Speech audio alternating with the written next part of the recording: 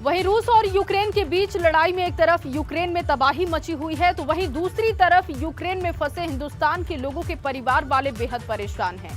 उत्तराखंड से भी बड़ी संख्या में छात्र यूक्रेन में पढ़ाई करते हैं, जिनके परिवार वाले अब सरकार से गुहार लगा रहे हैं। ये रिपोर्ट देखिए।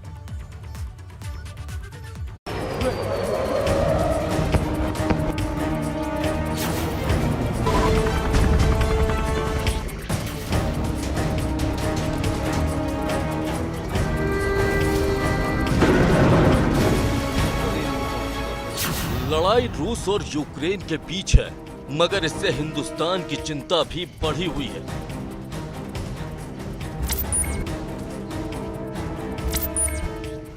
हिंदुस्तान के अलग अलग हिस्सों से हजारों लोग यूक्रेन में फंसे हुए हैं, जिनके परिजन लगातार सरकार से गुहार लगा रहे हैं।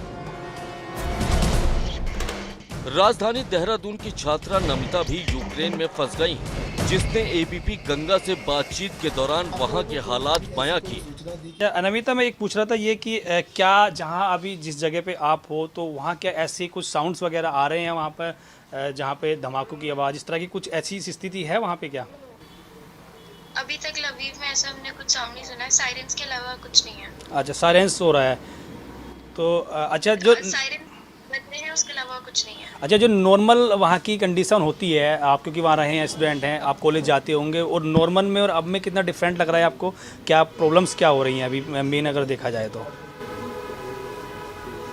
ऐसी तो कोई प्रॉब्लम्स नहीं हो रही हैं, बस वही था कि सामान और एटीएम के लिए काफ़ी लाइन वगैरह लगानी पड़ी। नमिता यूक्रेन में एमबीबीएस की पढ़ाई कर रही हैं। परिवार की चिंता अपनी बेटी की सलामती को लेकर है। उससे बातचीत हमारी लगातार हो रही है, व्हाट्सएप कॉल पे, वीडियो कॉल पे बात हो रही है, तो बातचीत तो नॉर्मल ही कर रही है। अभी थोड़ा टेंशन तो होती है बच्चों को, और बाकी ऐसा कुछ क्लियर तो नहीं बताया उसने। बाकी दिक्कत ये थी खाने वाने की, इन चीज़ों की दिक्कत है। उधर अमन विहार के सूर्यांश भी यूक्रेन में है। सूर्यांश के साथ उनके परिवार के लोग लगातार संपर्क तो कर रहे हैं, मगर वो घर कब लौटेंगे, चिंता इस बात को लेकर है। यही कोशिश आशा करते हैं कि जल्द से जल्द बच्चा हमें घर आ जाए, और गवर्नमेंट से भी यही मैं रिक्वेस्ट कर रहा हूं कि बच्चों को यूक्रेन से निकालने में जो संभव जो भी हो सके उनसे वो करें। यूक्रेन में नैनीताल जिले के 18 लोग फंसे हुए हैं। इनमें ज्यादातर छात्र हैं जो पढ़ाई करने यूक्रेन गए थे। हमारी एलआईयू और सिटी कंट्रोल रूम में जो लगातार फ़ोन से हमें सूचित कर रहे हैं, उनका रिकॉर्ड कंपाइल किया जा रहा है, और ये संख्या हर समय बढ़ रही है। रुड़की और मैंगलोर क्षेत्र के भी 6 छात्र यूक्रेन में फंसे हुए हैं। मैंगलोर निवासी अरीब अंसारी पिछले 5 साल से यूक्रेन में एमबीबीएस की पढ़ाई कर रहा है। अरीब को 26 फरवरी को घर आना था। बच्चे अंदर हैं, खाने पीने का सारा सामान मौजूद है, किसी तरह की कोई दिक्कत है नहीं। फंसा हुआ तो नहीं कह सकते, लेकिन क्योंकि फ़्लाइट नहीं है और उसकी टिकट बुक थी 26 तारीख की। अब क्योंकि फ़्लाइट नहीं है इसलिए वहाँ फ़िलहाल तो रुक गए हैं। आगे जैसी पॉलिसी होगी फ़्लाइट खुलने पे, और मुझे उम्मीद है इंशाअल्लाह ताला बच्चे वापस आ जाए। पौड़ी जिले से 11 लोग भी यूक्रेन में फंसे हुए हैं, तो वहीं नैनीताल शहर के 4 परिवार के बच्चे यूक्रेन के अलग अलग शहरों में फंसे हैं, जिस वजह से इन छात्रों के परिजन परेशान हैं। सभी परिवारों से वार्ता की गई है। सभी परिवारजनों के जो सदस्य वहाँ यूक्रेन में हैं वो सुरक्षित हैं और वहाँ पर अपना व्यवस्था भी कर रहे हैं, और उनके द्वारा जो भी सहायता की अपेक्षा किया गया है संबंधित विभाग को उसकी सहायता के लिए हम सूचीबद्ध करके अवगत करा रहे हैं। यूक्रेन में जिस तरह से हालात बिगड़ रहे हैं, उसके बाद छात्रों के परिजनों की चिंता बढ़ गई। उनकी चिंता बच्चों की सलामती को लेकर है। एबीपी गंगा के लिए देहरादून से पंकज, हल्द्वानी से अंकित, रुड़की से विनीत की रिपोर्ट।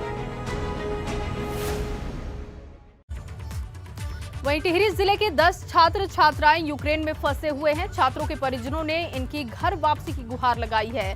छात्र छात्राओं के अलावा 4 और लोग भी यूक्रेन में फंसे हुए हैं। प्रशासन ने छात्र छात्राओं के परिजनों से बातचीत की है। लेकिन कंट्रोल रूम में कुछ भी और कॉल्स आ रहे हैं, तो सभी को वेरीफाई करके हमारे द्वारा आज शाम तक सूचना शासन में भेज दी जाएगी, जहां से सूचना मंगवाई। उत्तराखंड में बोर्ड परीक्षा के शेड्यूल में बदलाव किया गया है। बोर्ड परीक्षाएं अब 28 मार्च से शुरू होने वाली हैं, जो कि 19 अप्रैल तक चलेंगी। उत्तराखंड बोर्ड की 10वीं और 12वीं की परीक्षा के कार्यक्रम में बदलाव किया गया है, जिसकी जानकारी हम आपको दे रहे हैं। माध्यमिक शिक्षा निदेशक सीमा जौनसारी के मुताबिक 9 अप्रैल 2022 को होने वाली परीक्षा अब 19 अप्रैल को होगी। पहली पाली में परीक्षा सुबह 8 बजे से लेकर 11 बजे तक होगी, जबकि दूसरी पाली में दोपहर 2 बजे से लेकर शाम 5 बजे तक परीक्षा होगी।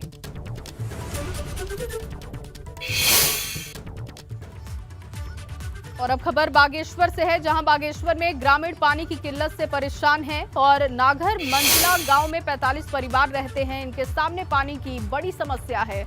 हर घर नल जल योजना के तहत 1 साल पहले पानी की लाइनें बिछा दी गई थी, मगर इन पाइप लाइनों से अभी तक पानी सप्लाई नहीं हुआ, जिसको लेकर ये अब विरोध पर उतारू हैं। देखिए तस्वीरें आपको महिलाओं की दिखा रहे हैं जो कि विरोध कर रही हैं। उधर औली में एक बार फिर से बर्फबारी शुरू हो गई है, जिसके बाद औली में करीब 2 फीट मोटी बर्फ की चादर बिछी हुई दिखाई दी। बर्फबारी के बीच इन दिनों GMVN का स्कीइंग की ट्रेनिंग की जा रही है, जिसमें देश के कई राज्यों से लोग स्कीइंग करने के लिए ट्रेनिंग ले रहे हैं। उधर बर्फबारी की खबर के बाद सैलानी औली का रुख भी करने लगे हैं। ये देखिए औली की तस्वीरें आपकी टीवी स्क्रीन पर हैं। एक बार फिर से बर्फबारी हुई है, जिसके बाद बिल्कुल मिजाज मौसम का बदल चुका है और अब पर्यटक वहां पर रुख कर रहे हैं इस नज़ारे को देखने के लिए।